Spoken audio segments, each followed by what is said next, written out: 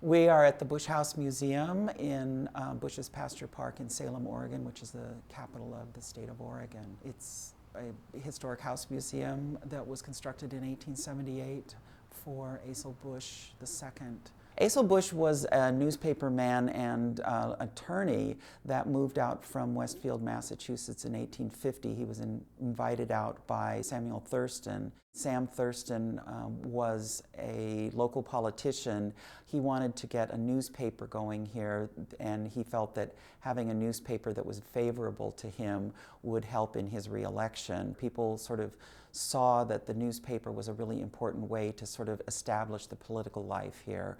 So the Oregonian was the first newspaper here, and that was very much supported the Whig Party. And so Thurston, being a Democrat, wanted a Democratic paper, saw in Bush a man that knew newspapers. He was a printer, but he was also a very articulate writer, and also had studied the bar. So Bush had this really interesting combination of skills. It initially started out as the Oregon Statesman. The first issue was published on March 28th, 1851, and was a weekly, and eventually became the Statesman, and then the Statesman Company bought the journal. Asahel Bush owned and edited the newspaper over a decade, from 1851 to 1863, and in 1854 he married Eugenia Zeber, who was the daughter of one of his pressmen. They started having children in 1858. Estelle was the first child born, then A.N. Sally in 1860, and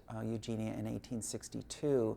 And then they bought this property in 1860, which is the 100 acres, which is now the Bush's Pasture Park and where we are now with the Bush House Museum. In 1860, Asahel Bush and his wife Eugenia purchased the 100 acres from Reverend David Leslie, and on this property was a frame house. It was one of the earliest frame houses in the city.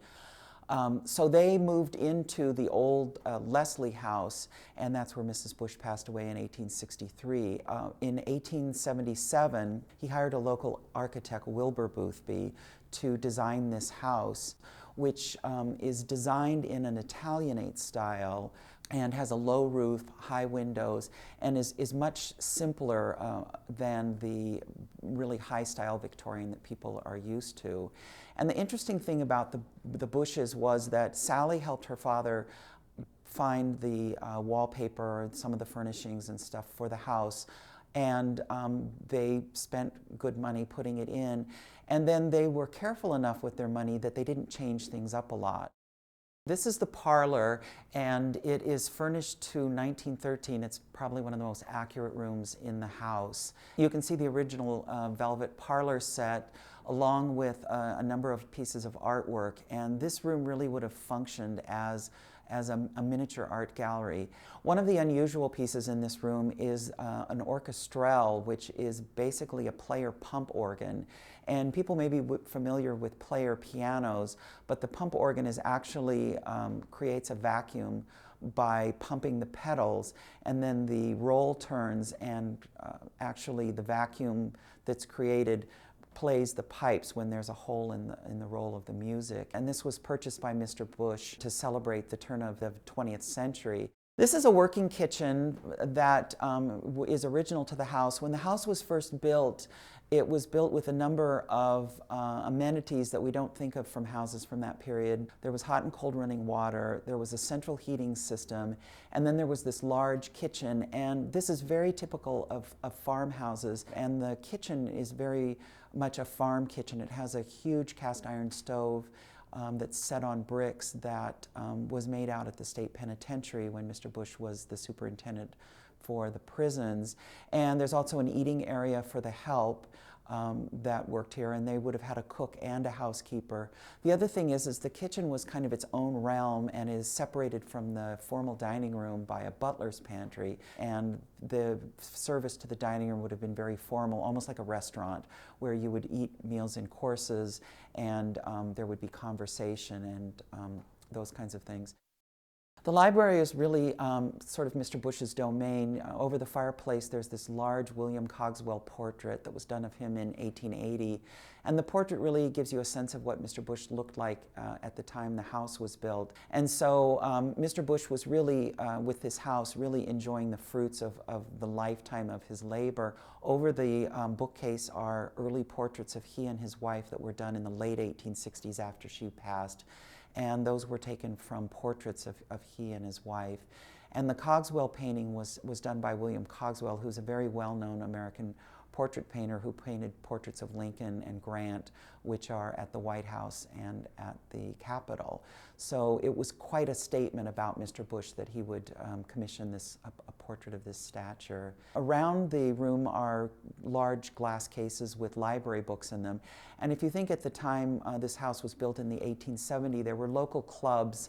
Some of the business organizations and YMCA and different places had libraries that if you were a member you could check out, but there was no public library.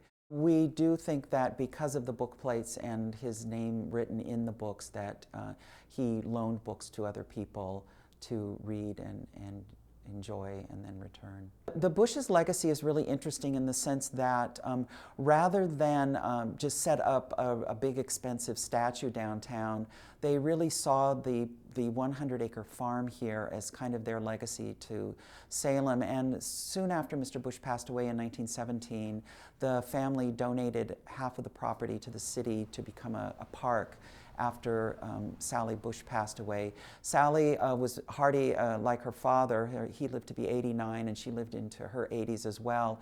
And so it wasn't until the 40s that the property came to the city.